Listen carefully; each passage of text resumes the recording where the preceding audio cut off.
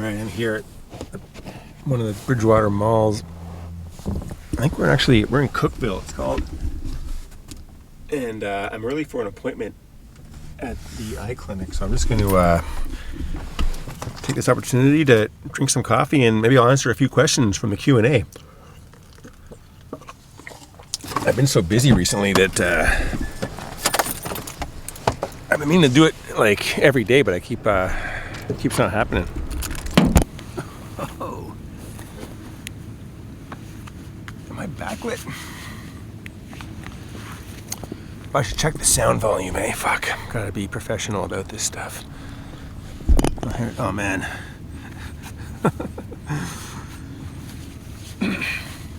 You ever leave the house and realize you look like a total freak? Every day.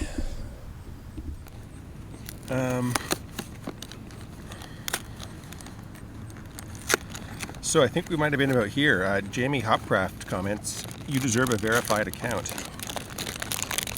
Yes, Jamie, I don't know what the rules are about verified accounts.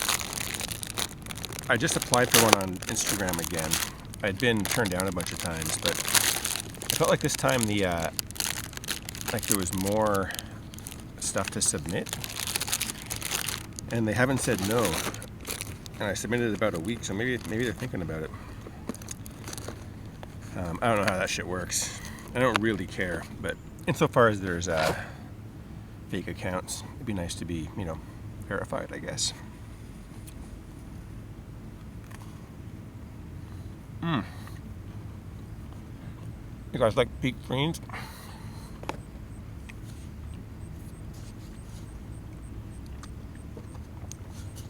Ty Andrew asks, "Who's your favorite to work with on set and why?"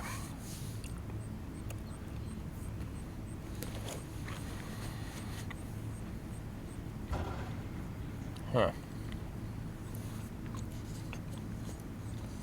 It's sort of like with the question, who is the worst to work with on set? It's not clear to me. And I'm not I also don't want to I won't get in trouble with this question, but I don't want to play favorites necessarily. But really,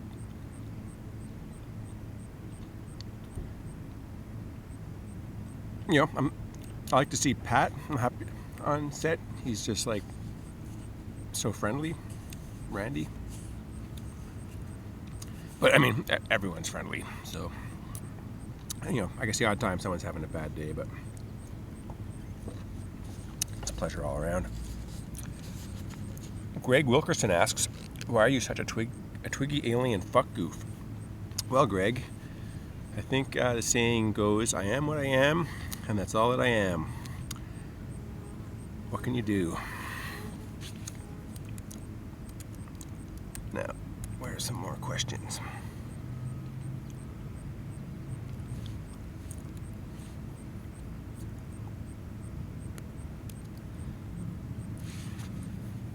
Question from Brandon Tolley.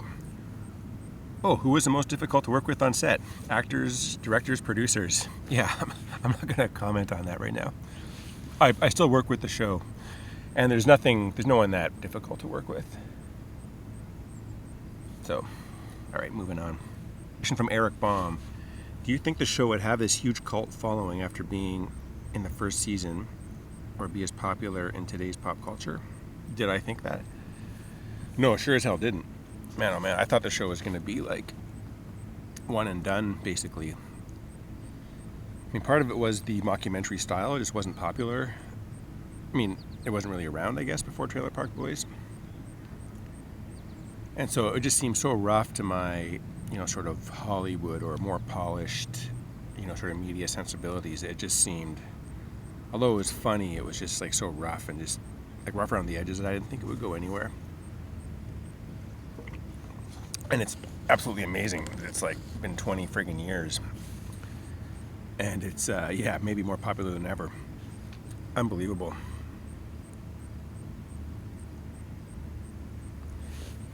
Josiah Day asks, "How did you even end up getting on the show? How'd you find it?" Well, Hosea, I hope I'm saying that right. Josiah. I was working in a bar, and someone at the bar worked for the film industry and knew they needed people for working background on this movie called Scotland, PA, for what it's worth. And so I went and worked on that, and one of the makeup artists on that movie was Mike Clattenburg's wife, Anne-Marie, wife at the time, Anne-Marie. And yeah, this was like in, I guess, 99 or 2000. I guess it must have been 99. And yeah, Trailer Park Boys was casting people still for some small roles for its first season, and Anne-Marie put me in touch with Clattenburg, and the rest is history.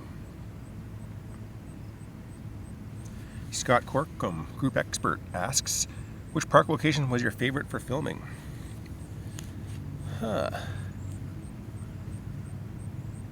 You know, I don't have too strong of an opinion. It was nice when we had the actual set from like seasons, whatever, like 4, 5, 6, 7 or 5, 6, 7, because there was no public there sort of like clogging up the works. I mean, the public's never been a big problem, but they can sort of be distracting, I guess, when there's a crowd. It was more an issue in the earlier seasons when I was like more nervous, because like just more people watching me would make me even more nervous, and I just didn't need that. But these days I don't really care about crowds. I mean, a giant crowd would be pretty nerve-wracking. All right, Catherine Mello asks, how similar or how different is Jacob Rolfe to Jacob Collins? Yeah, I mean, there's differences, but mostly probably similarities. I mean, Jacob Rolfe isn't quite as stupid, he likes to think, as Jacob Collins, but I'm sure it's arguable. Different, you know, maybe different smarts or stupids. But, you know, in real life, I can be a sort of a sensitive, kind of quiet person, not necessarily too strong-willed. Although it all depends, you know. Different days, I'm a different person from day to day, or, you know, a different character. But yeah, I mean, there's times when it is like strangely similar, I guess. Like Jacob Rolfe also, I mean, sometimes I freeze up in conflict, you know, like don't handle it well, or, you know, can't like think right. And other times I'm not like that, I guess. You know, I can like sort of debate or argue stuff and not get like all flustered. I'm probably a bit more strong-willed in real life, but that could just be an illusion. Who the fuck knows? Joel Grimm wants to know, what was it like to work with Phil Collins? He seems like a great guy. I heard he was a pretty solid guitar player. Did you ever see him play? Take care, buddy. Thanks, Joel, buddy. Yeah, you know, he would talk about his guitar collection very fondly, but I don't think I ever saw him play. I've seen photos of him with guitars. Yeah, I'm certainly not too familiar with his playing. It'd be cool to see some videos or something. Like, I'm sure there must be footage. But he was great to work with. Like, he was such a friendly, gregarious dude. Like genuinely upbeat.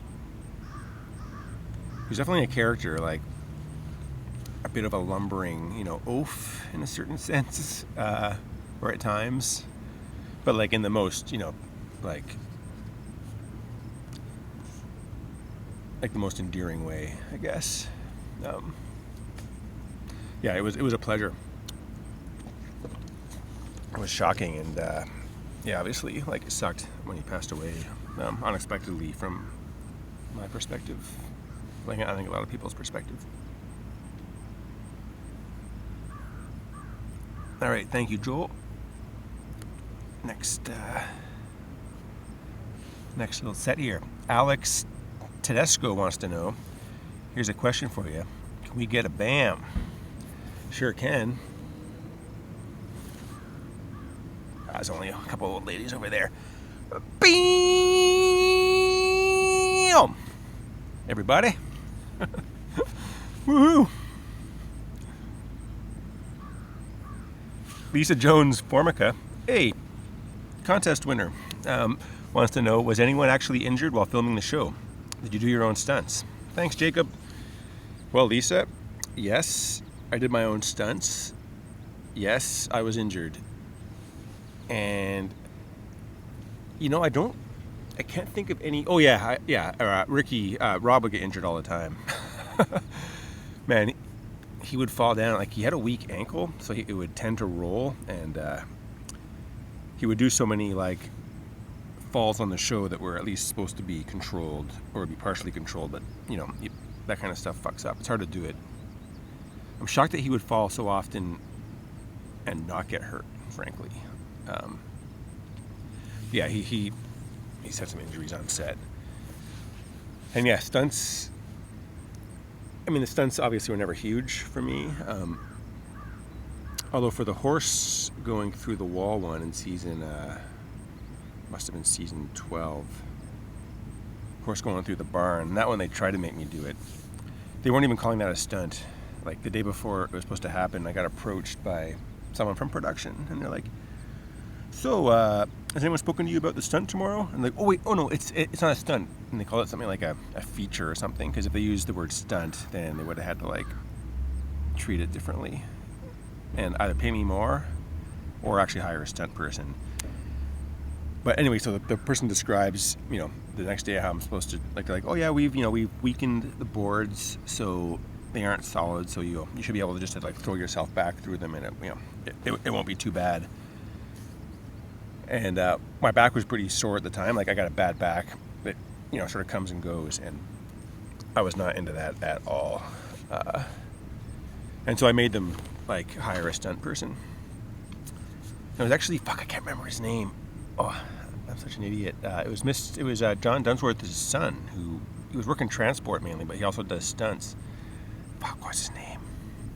I'll have to try to look that up and maybe like put a subtitle here. But he dressed up as Jacob and actually went through the wall.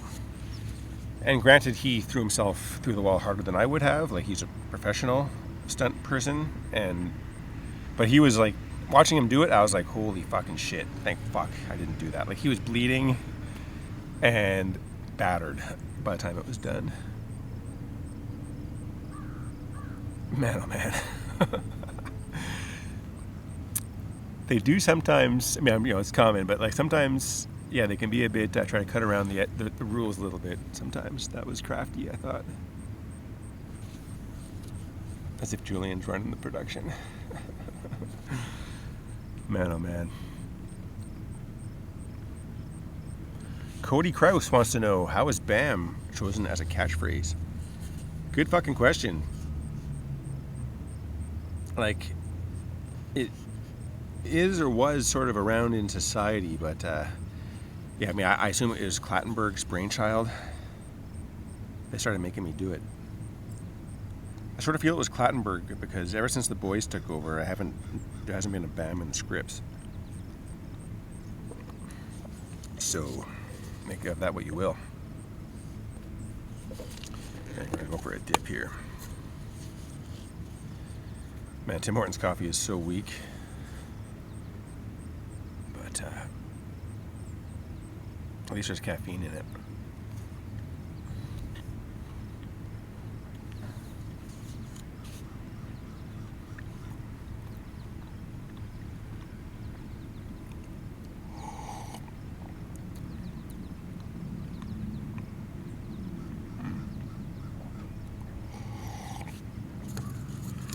All right, Jacob Payton asks, hardest scene not to laugh while filming? It's definitely happened. For me, maybe my best skill is not laughing in front of the camera. Like, I'm not too nervous, these days in front of the camera, but I'm nervous enough that I don't just start to laugh. Although it has happened, I find with other actors it's happened more, where you notice them like, starting, or you could see them trying not to crack up. And sometimes folks will like just turn away from the camera if they feel a smile coming on, just so they can at least try to like not ruin the scene. But yeah, for me it hasn't happens so much. I mean, I guess sometimes if other people start to laugh, then it might start to become contagious, but yeah, thankfully I don't crack up. Man, oh man. Alex Steves wants to know, is it hard for you to act that dumb for the character? Or are you what you call a natural? Was it hard getting in shape to look like Julian? Yeah, no, again, I'm like nervous enough that like, yeah, being sort of stunned comes very naturally to me in front of the camera, even more than in real life. So I guess you could say I'm a natural.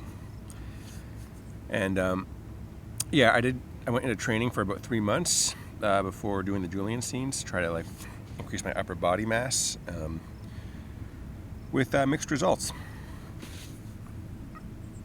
All right, how much time we got here? All right, cool. We got time. More questions. Bounty Smith asks, when you first got into the show, like a full role, were you scared or nervous? Yeah, definitely. Like even when I was just doing the small roles in the earlier years, you know, I think I was more nervous during those because I would just be doing like not acting for 364 days of the year and then come onto set for a day. And all of a sudden there's, you know, cameras in my face. I gotta say something at a certain time. All these people are like depending on me.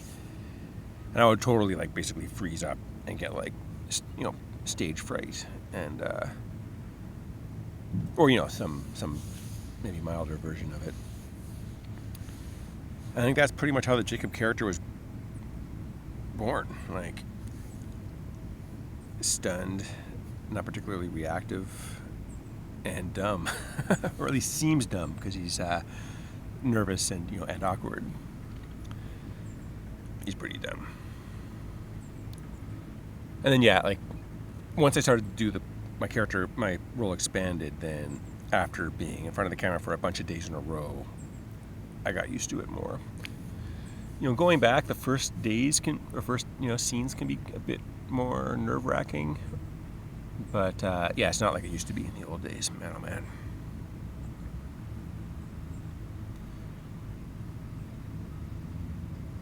Caleb Wilburn wants to know, what do they put on Randy's belly to make it look so greasy? Yeah, I think it's like, it might be just some sort of generic chemical or like stuff you can buy, but it's special. You know, I think it's glycerin actually. It's something that's used in film for a bunch of stuff, but yeah, I think it's glycerin.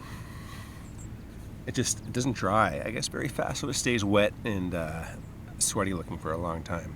Very gross.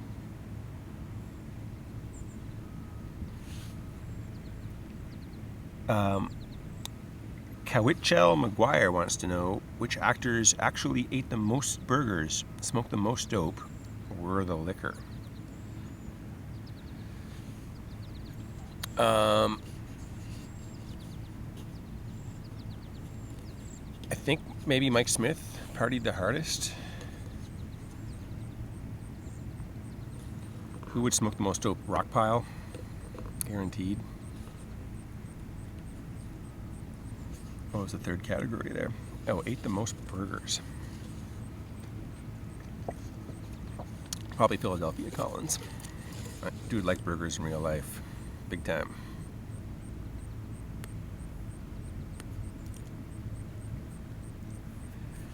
All right, next question. Hey, Jimmy Wallace. How was it working with Bernie Dunn and Mike Clattenburg? Man, both those guys, I think in part because I was like I had no experience and was just like, they just plucked me out of my normal like day-to-day work in restaurants life. They really treated me gently and like were like overly friendly to me. I mean, not in a creepy way or anything. Like they were super friendly, and I always felt, yeah, super duper welcome and taken care of. Yeah, Mike Clattenburg, he would give me hash. Barry like always seemed almost like fatherly, like he's such a friendly guy, like pretty different character from Ray. He's a really good actor, in case it wasn't clear. But yeah, he was always like smiling and yeah, it would really, I guess that's maybe part of the character of a good producer, but would really make me feel at ease and welcome. It was a pleasure. Mike Keller wants to know, what makes you 100% happy? Holy fuck. Yeah, just like not being trapped in like day-to-day drudgery. I don't know, I have to, it's an interesting question, happiness. Like, I guess, just not having the petty stresses of day-to-day existence, or not falling into the trap of like sort of being worried about those. Which again, like it's easy to fall into those, like bills and petty relationship stuff, responsibilities, and not like having gratitude for all the bad shit that's not going on.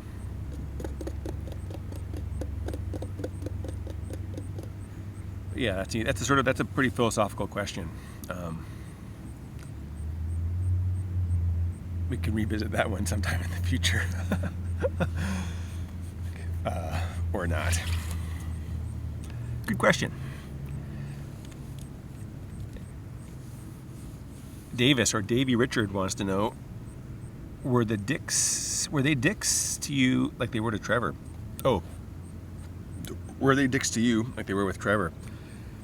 Yeah, that would do with like Mike Clattenburg leaving the show, or Michael Jackson leaving the show, and Corey leaving the show after season 6. So yeah, no, they weren't. I never felt like mistreated.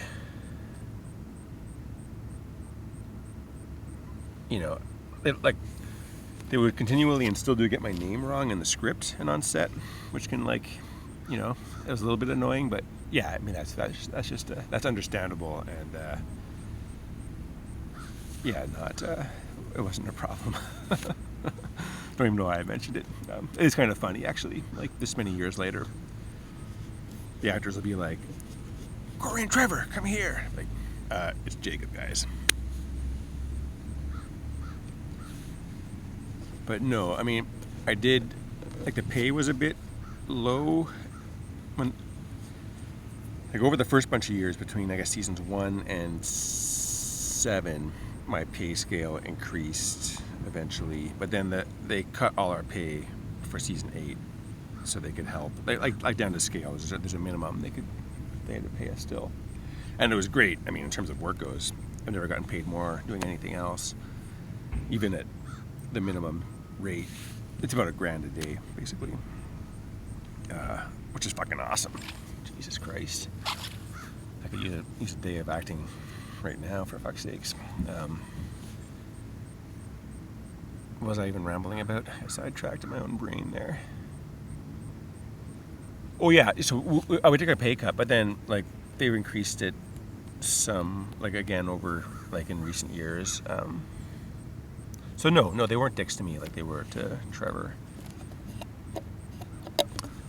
Lucas Kelsey wants to know, are Barb's scallop potatoes really frigged? I bet Shelley makes pretty good scallop potatoes. I know whenever I've tried to make them, they've been frigged. Like just watery and disappointing, like total failure. I don't understand.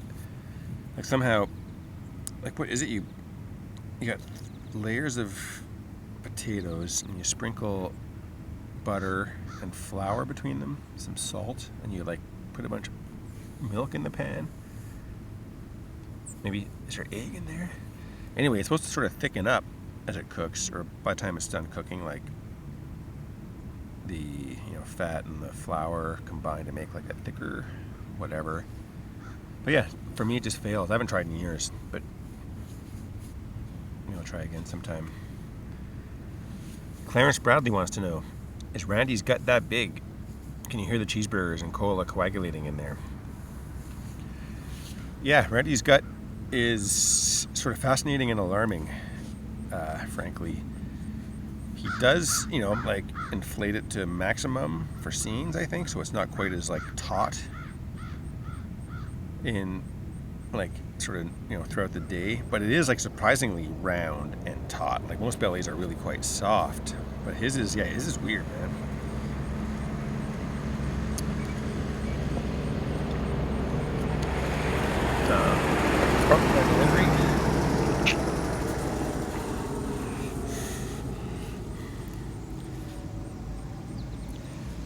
Tom Riddler wants to know, what was going through your mind when Ray hit the tree and tore your door off? Were you shitting yourself? LOL, that was some of the best unscripted shit I've ever seen. Did we touch on this in an earlier Q&A version? Yeah, I thought I almost lost my arm in that scene. And only looking at the playback do I see that my arm wasn't even on the door. But yeah, I also thought I actually like jumped into Ray's lap. But again, seeing playback, I don't quite do that, although I do get right up to him. Yeah, that was fucked. Yeah, fuck. Pretty amazing. Okay, we're about to hit the half-hour mark on this video, so it's gonna cut out, and I got a rocket piss anyway, so I'm gonna get ready for my appointment, and yeah, I'll upload this later today. Hope everyone's doing great out there. Peace. One more cookie.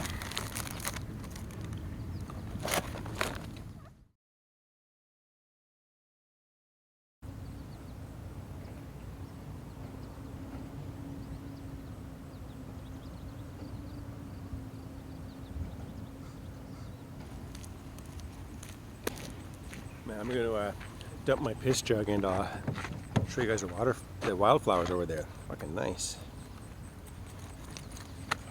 Oh. Right in the dirt.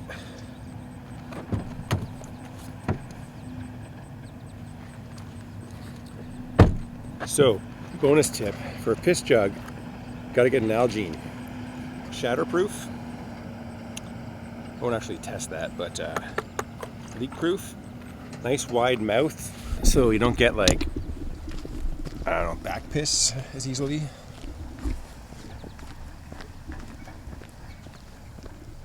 Anyway, yeah, Jacob endorsed. This flower's pretty nice, huh?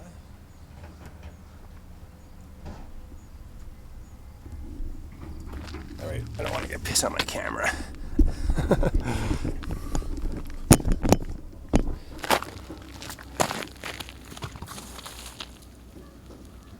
Basically, I've tried a few different kind of bottles over the years, and there's no comparing to this. You just want to make sure it's a different color from your drinking Nalgene, or else problems will happen eventually. Take my word. Back to the car. Boom. All right. Till next time, guys.